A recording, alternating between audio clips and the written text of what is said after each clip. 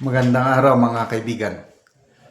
Bigyan natin ng reaction opinion itong post ni MG Quiambao Reyes.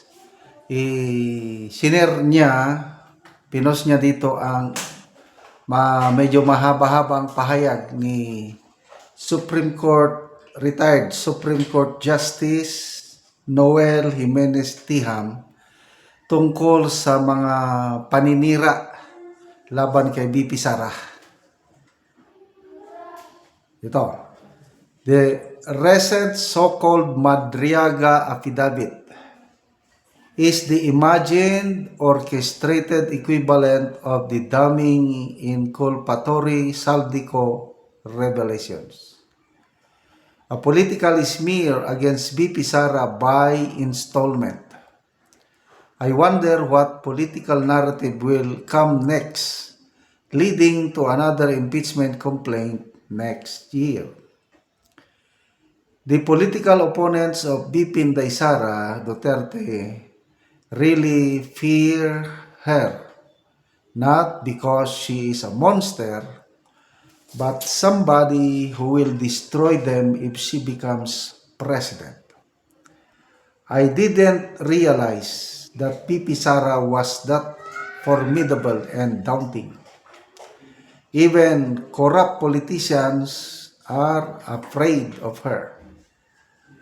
Political enemies seek to destroy her even by ignoring and closing their eyes to the trillion pesos mass corruption in the budget perpetrated by the present administration aligned with her political enemies. The massive black propaganda against BP Sara makes her a person who is daunting and overwhelming.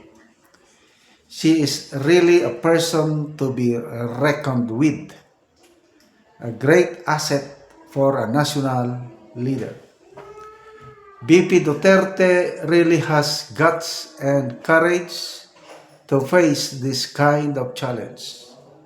A great opportunity to show that she is far better than the rest.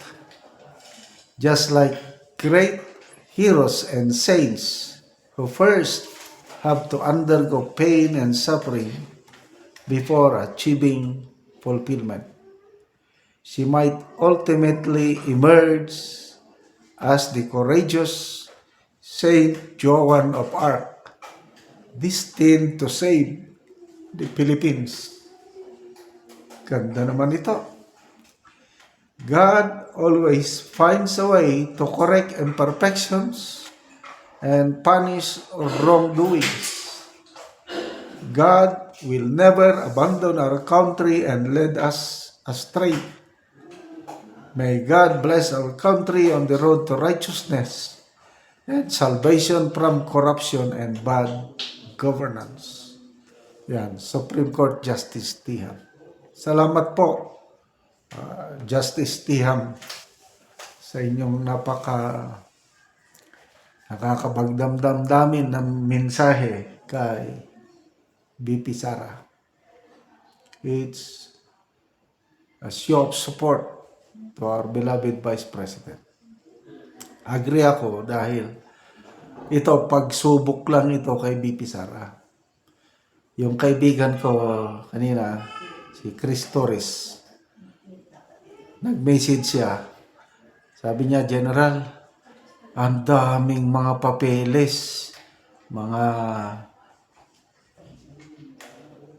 supporting documents sa isasampa nilang plunder case laban kay BP Sara ngayong araw.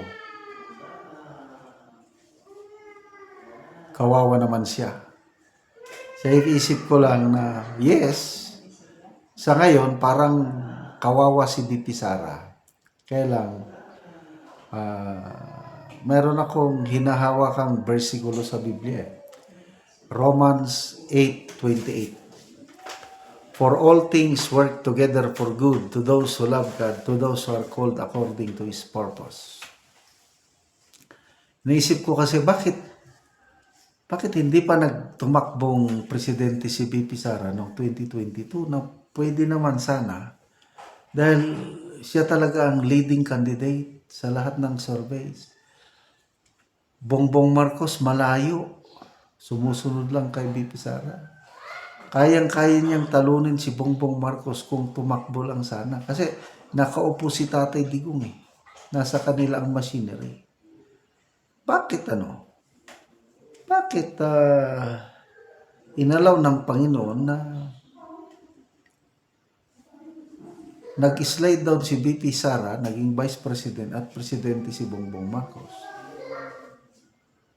So, opinion ko lang ito.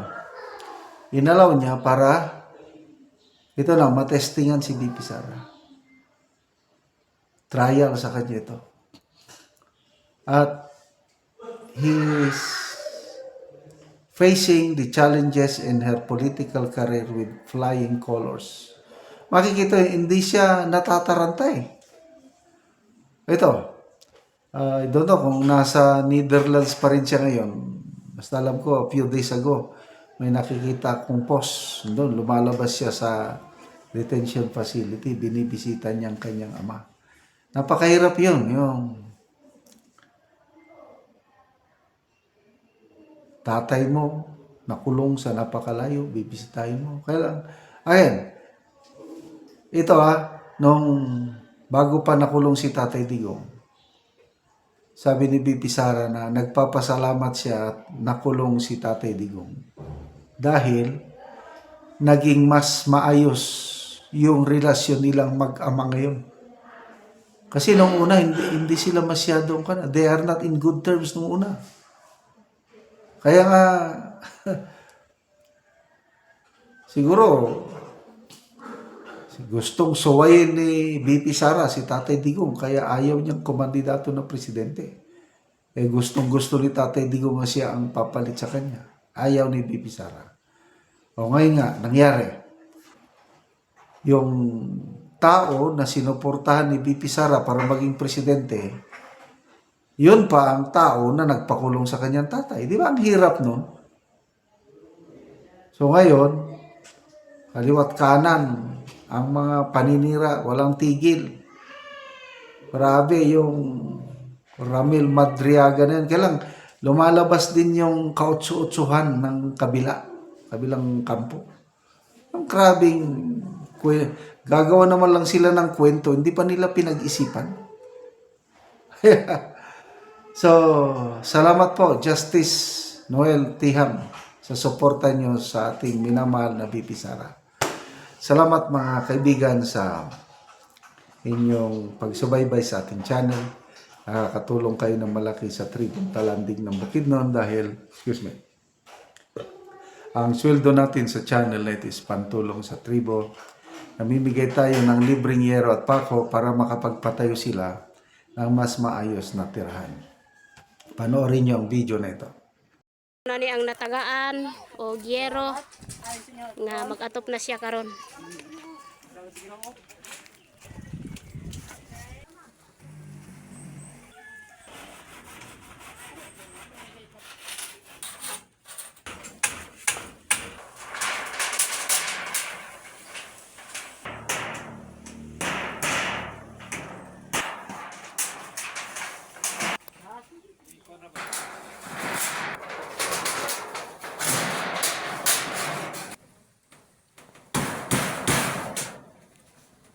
O gumana gyud ang pag-atop ni Kuya.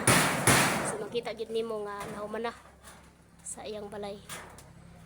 So nindot na gyud kay ang balay ni Kuya kay nahuman na siya og balay nakigpuyo lang ni siya sa iyang ginikanan o mo ni ang iyang gikuanan sa iyang balay.